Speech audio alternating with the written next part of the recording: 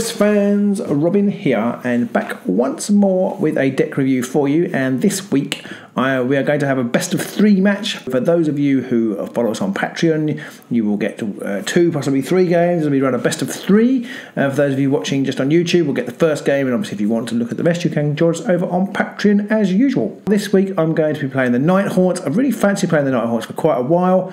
I know I've been playing the Eyes of the Nine a lot, but I don't normally like horde warbands, but there's something about the Nightvaults that appeal, so I wanted to try and play them, see whether I could manipulate them. And I'm going to be playing Pete.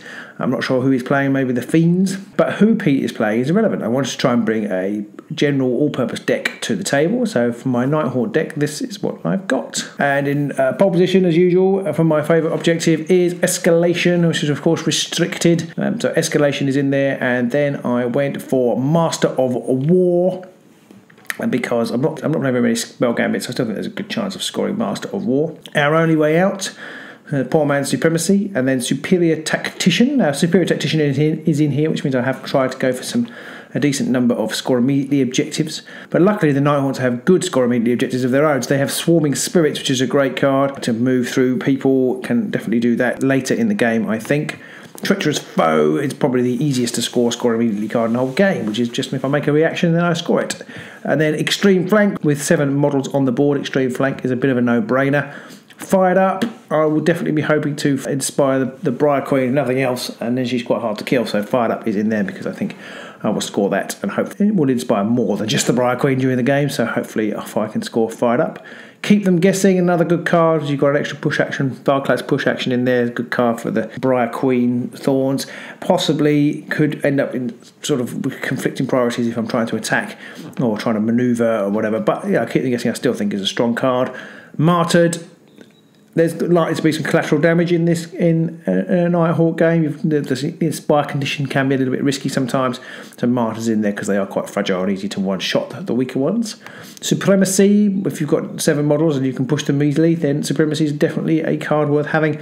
And finally, What Armour, you've got a few cleave options in there, and I think I've added a couple more into the power cards as well. So What Armour is in there for a good score immediately card without being restricted. While a lot of the good score immediately cards are restricted, but they're not, I don't think, as easy to score as the restricted objectives that I have put in the deck. So moving on to the Gambits, I've got Distraction.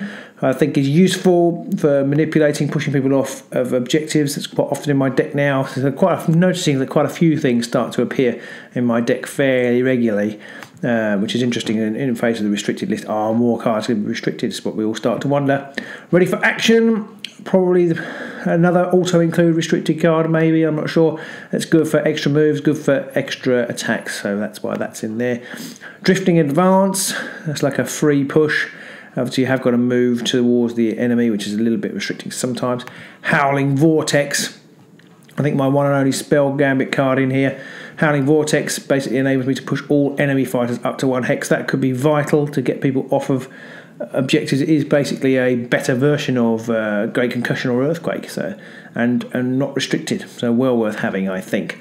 Maddening Cackle. Maddening Cackle, this could be a real horrible card.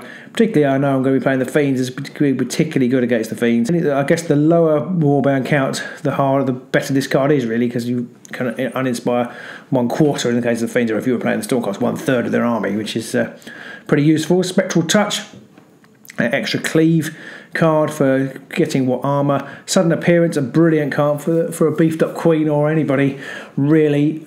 Just pop them on any starting hex. Great to get out of trouble, great to put somebody in trouble. Vengeful Curse.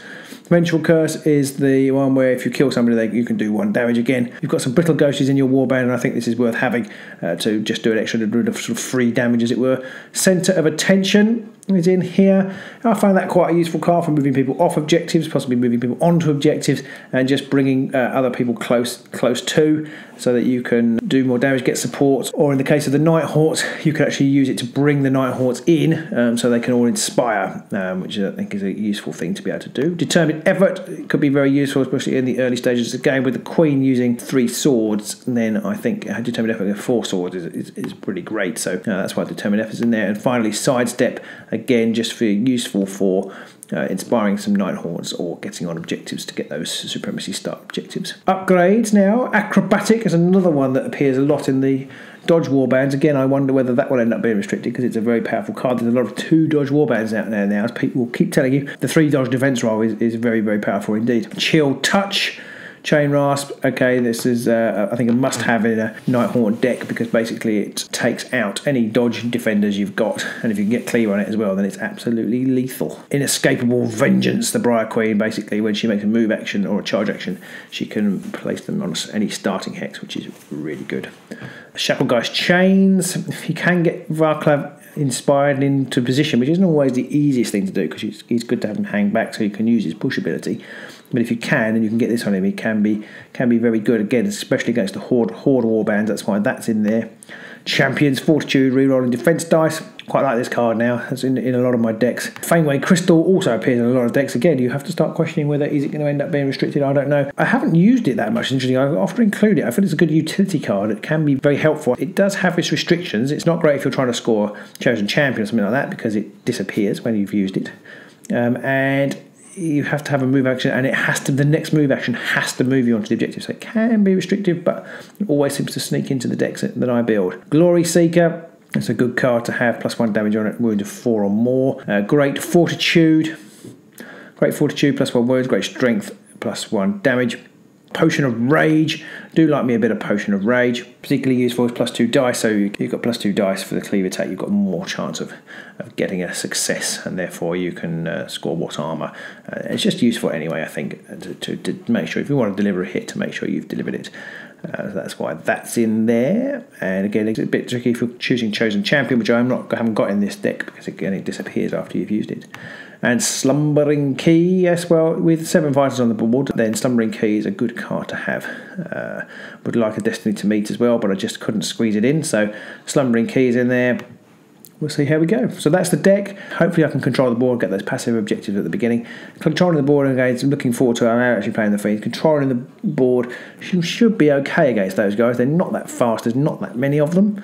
I'm sure Pete will have a few tricks up his sleeve to try and prevent me from doing so. But if I can get some early glory out, then beef up maybe Varklav or certainly the Queen, then I can hopefully just sort of tear into the Fiends after that. But we'll have to wait and see. So until that game, which is going to be a best of 3, I always do like doing best of 3, so that they are very time consuming.